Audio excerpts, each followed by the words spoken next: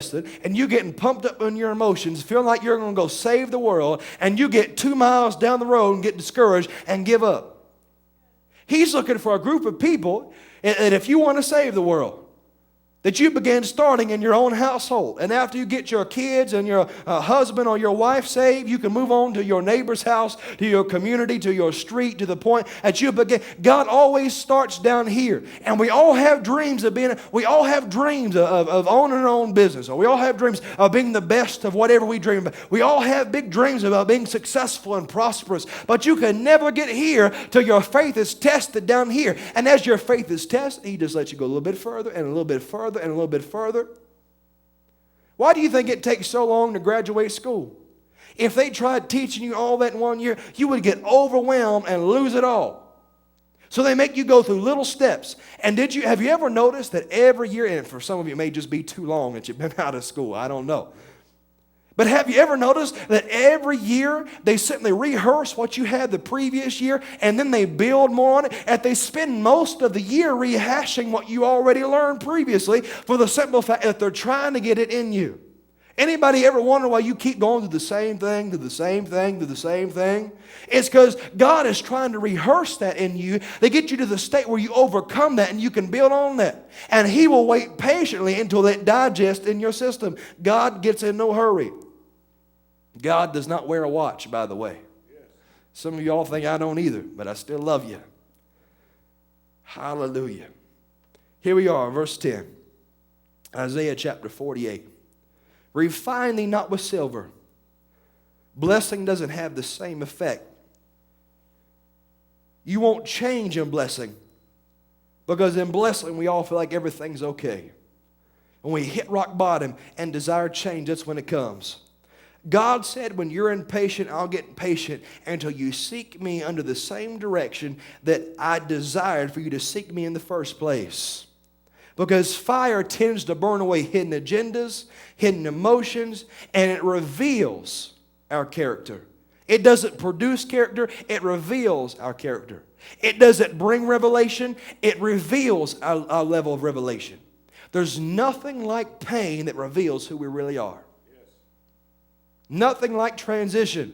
God dragging us someplace we don't want. There's nothing like it that reveals who you really are. It amazes me. We've had transition as ministry all the way around. That's no secret to anybody. And it amazes me. And some of the people I thought were up here, let just a little bit of transition hit. It begins to really reveal where people are. You want to know why we got some empty seats? Is because transition and pain and change reveals who people really are. Right. Who are you today? What has pain revealed about your life? Obviously, it reveals you've got some perseverance because you're still here, and that's commendable. But if we look at this thing deeper, and we really want to understand about it all, He said He would refine us in the furnace, right? Can I just play with that word just a little bit? Because I know how it's spelled. But when I read it and began to turn it over in my mind, I just found the word refined with a D. Not I-N-E-D, but refined. And it caused me to even think in my own life what the furnace really does. It causes me to refine the things that I lost through the journey of my life. Verse 9 said, it was all so that God could get praise. The furnace is designed to help you refine that praise. Because through the state of blessing, you may have lost that spirit of worship. Okay, maybe that's just too deep. Maybe because the comfy seats and the nice sounding praise team and the fact that electric bill's paid and you have heat and air conditioning, everything's right, and we give you dinner once a month, that it's very easy to get comfortable and complacent and lose your sense of worship and praise. So the furnace is designed to get you up out of a state of complacency to where you refine the spirit and the very heart of God, the heart of worship, the heart of praise that selflessly desires to worship God.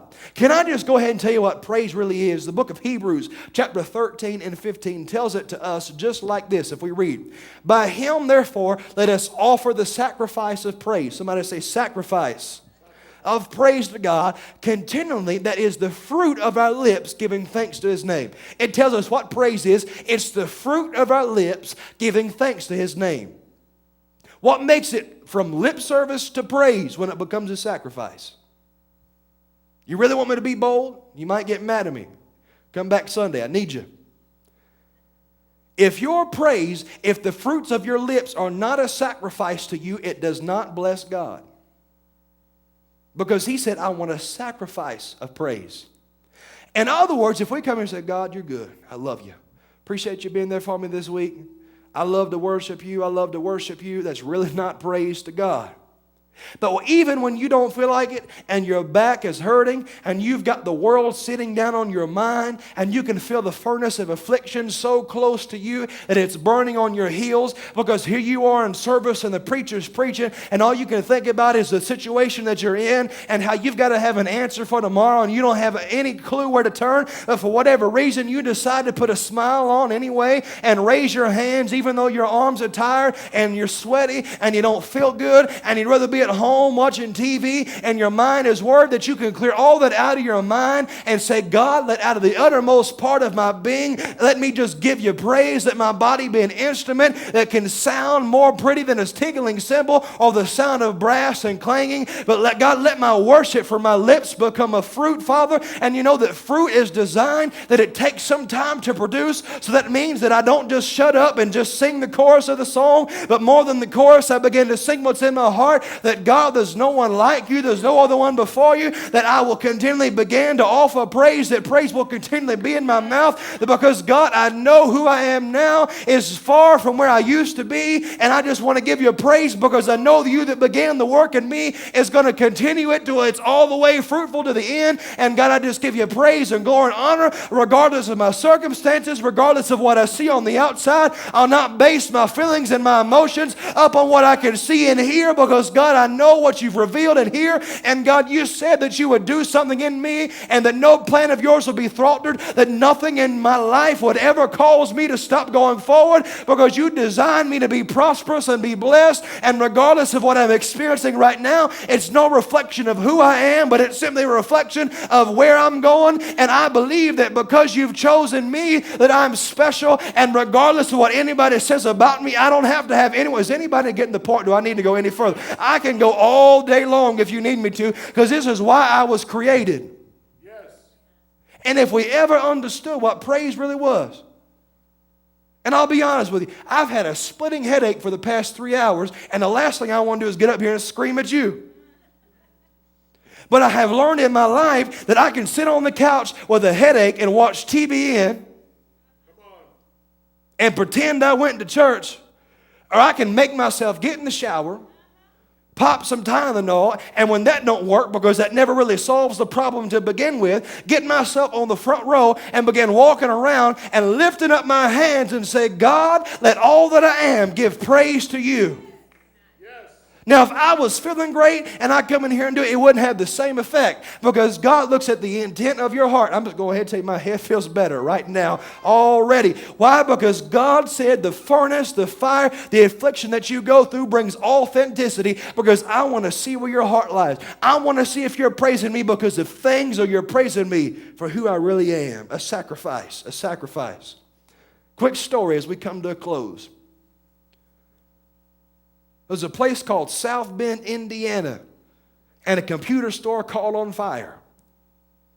And the South Bend, Indiana Fire Department come to the rescue with their trucks and water hoses and pulled in front of the store that was on fire and began fighting the fire with everything that they could do. The neighboring county, Elkhart County, had a small fire department, and they didn't see a lot of action. And they heard on the radio the call come in to come to the rescue of this computer store. So all the men got on their gear and they got in the truck and they were excited, and they went and going down the road, had the lights going and the sirens going through the intersections, running traffic lights, going off the shoulder of the road, and they finally got to the scene where things were all burning down. And the Elkhart Fire Department passed up the South Bend Fire Department and kept on driving to the point that they smacked into the side of the building and drove their truck all the way up inside of the building where the flames were, got out their hoses, and began fighting the fire from the inside out. And the South Bend Fire Department had been there for 15 minutes, and you couldn't even see anything but the wet ground because they hadn't accomplished anything. But the Elkhart Fire Department put the fire out in roughly 7 to 10 minutes because they were on the inside. And the man who owned the computer store, even though all of his stock was ruined, he was so happy at